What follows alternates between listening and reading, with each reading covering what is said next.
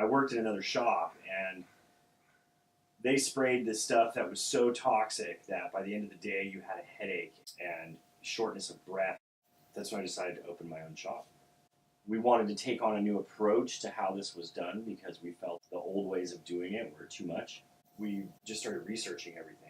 The finishes that we use now are environmentally friendly. They're non-toxic, non-hazardous, water-based materials. The transition to be able to do something like that was really hard because there's nothing out there. There was nobody saying, hey, you have to list the ingredients that are in your plywood or something like that. It's stuff that we had to find out.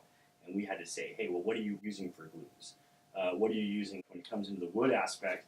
It was the same thing. So we wanted to find plywoods. When we talked to our vendors, we said, hey, we want to make sure that there's none of these products in this plywood.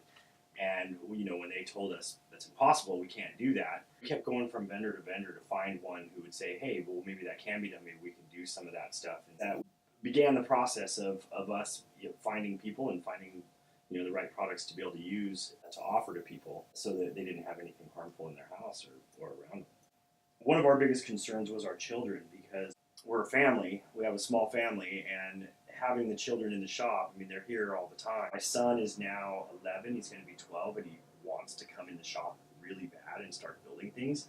So it's extra critical that we make sure that the plywoods that we take in aren't going to do any harm to his young lungs. We were really thankful for a company called Columbia who teamed up with Oregon State University to find a way to create a new glue that was an environmentally friendly glue. And they came up with the soy-based line of glues for plywoods.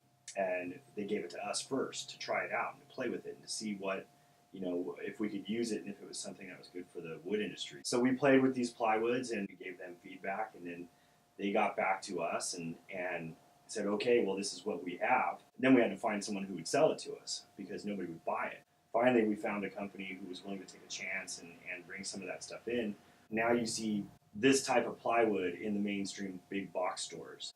And it is for an extra price, but at least we're seeing it there, so it's available to the consumer, and they have a choice when it comes to buying this kind of stuff. At one point, we couldn't get it, and now it's the way it's done.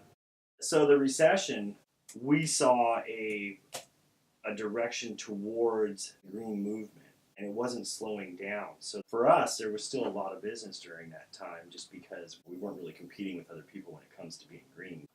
I still to this day have 2 or 3 guys that laugh at it and they think it's a joke. We look back at them after surviving this recession and just say, you got to see that this is a real thing, that it's here to stay and it's going to be here for a while.